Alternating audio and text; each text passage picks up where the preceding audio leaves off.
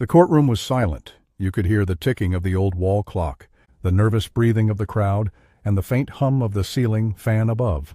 The judge, a calm and experienced woman named Judge Rebecca Hayes, looked down from the bench with stern eyes. In front of her stood a young woman, trembling.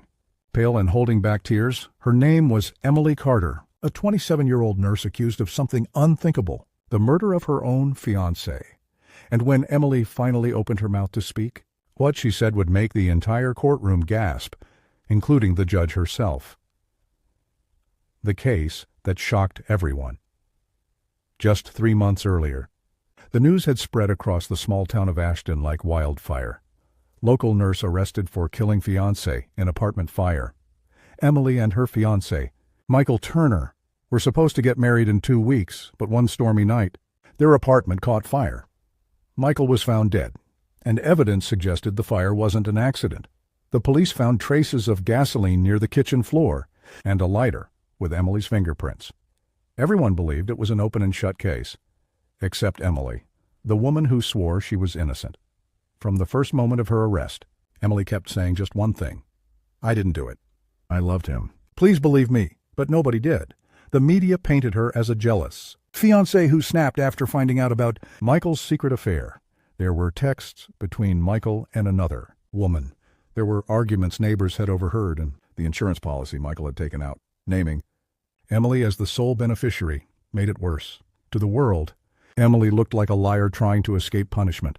But to her lawyer, Daniel Ross, something about this case didn't add up.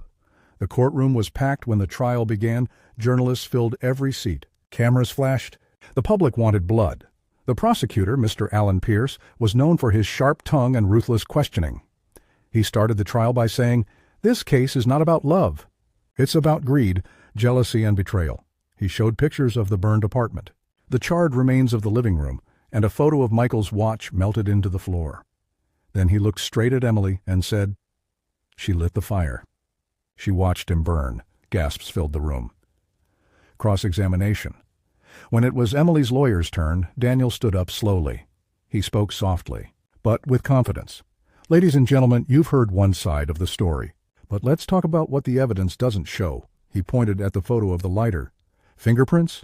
Of course, it was her house. She lived there. Gasoline traces? Yes, but Emily's father ran a lawnmower business. She often brought his tools and fuel cans home." Daniel walked toward the jury, his voice steady. "There's something missing here, something big, because this case has no real motive. The secret witness just when things seemed hopeless." Daniel received an anonymous message the night before Emily's testimony. It said only one thing: "Check Michael's phone records from the hospital." The next morning, Daniel did exactly that. What he found changed everything. Michael had been receiving calls, not from another woman, but from someone working in the hospital's finance department, someone who had access to medical records, someone who could have known. Michael's biggest secret, Emily, takes the stand. It was finally time for Emily to speak. She walked slowly to the witness stand, hands shaking, eyes red from sleepless nights. The audience whispered as she took her oath. Judge Rebecca looked at her kindly. "Miss Carter, please tell the court your side of the story."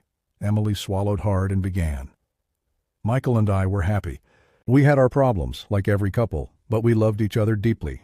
A few weeks before the fire, Michael started acting strange. He became quiet, distant. He said he was working on something important." She paused, taking a deep breath. "That night, he called me from the apartment while I was on my night shift at the hospital. He sounded scared. He said, 'If anything happens to me, Emily, don't trust anyone.'" The courtroom went silent. Judge Rebecca leaned forward. "What do you mean, don't trust anyone?" Emily looked straight at her and said, "He found out someone was stealing patient identities from the hospital and selling their insurance information for money." The judge's eyes widened. "The truth unfolds," Emily continued, her voice trembling but strong. "He was planning to report it, but the person behind it threatened him. He told me he'd keep copies of the documents on a USB drive hidden in our apartment." The prosecutor immediately objected. "Your Honor, this is just a story, no proof." But Daniel smiled faintly and pulled out a small evidence bag. Inside was a burned USB drive, recently recovered from the debris of the apartment. The courtroom buzzed with whispers. Daniel held it up. "We recovered this yesterday. And even though it was partially damaged, the tech team retrieved one file, showing large insurance transactions tied to a hospital employee named... He paused for effect. Dr. Lillian? Moore. The courtroom exploded in gasps. Dr. Moore was sitting. In the audience, the same doctor who had testified earlier against Emily. The confrontation judge, Rebecca, immediately ordered the bailiff to bring Dr. Moore forward. The doctor trembled as she stood before the court. Daniel's voice was firm. Dr. Moore, would you care to explain why Michael Turner's name appears in these insurance transfers, right under your access ID? Dr. Moore stuttered. That's not possible. I didn't... Daniel interrupted. We also found security footage from the hospital parking lot. The night before the fire, your car was parked outside Michael's apartment. The doctor's face went pale. The moment everyone waited for. Emily's eyes filled with tears. She whispered, You killed him, didn't you? Dr. Moore's voice cracked. It was supposed to look like an accident. He was going to ruin everything. The courtroom gasped again. Judge Rebecca slammed her gavel. Order! Order in the court! Dr. Moore broke down completely, crying uncontrollably as officers handcuffed her. Emily covered her face and sobbed. Not from guilt this time, but from relief. A week later, the jury returned with their decision. Emily stood as the foreman read the verdict aloud. On the charge of first-degree murder, we find the defendant not guilty. The audience clapped softly. Judge Rebecca smiled, then turned serious. Miss Carter, I owe you an apology.